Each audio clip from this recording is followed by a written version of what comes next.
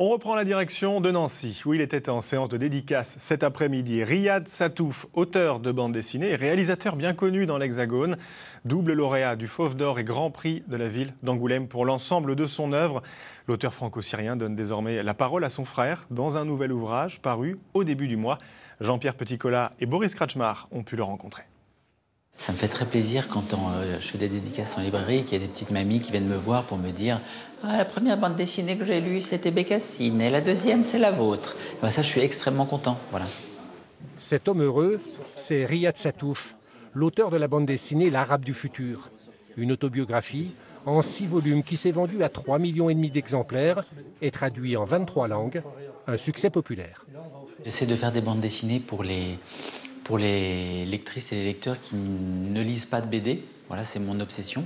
Je voulais absolument faire une bande dessinée pour ma mamie bretonne qui n'aimait pas la BD. Et je me suis toujours dit quel type de bande dessinée elle aurait aimé lire, dont elle n'aurait pas eu peur. Et j'ai eu en effet un succès qui a dépassé toutes mes espérances, parce que j'ai énormément de lectrices et de lecteurs qui ne viennent pas du tout du monde de la bande dessinée et qui sont très heureux de se rendre compte qu'ils peuvent lire de la BD. Donc voilà.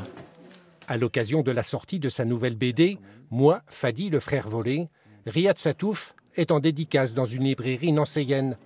Au regard de la file d'attente, il attire la foule, un public conquis par son œuvre.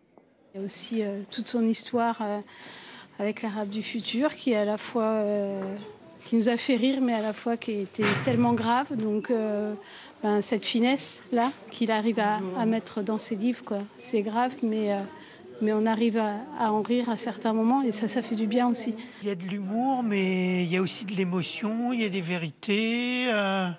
Et on a l'impression de le connaître depuis longtemps, alors que moi, je ne l'ai jamais rencontré. Je vais peut-être voir le rencontrer tout à l'heure. Dédicace et croquis pour ce premier tome d'une trilogie d'un récit doux amer, entre rire et larmes.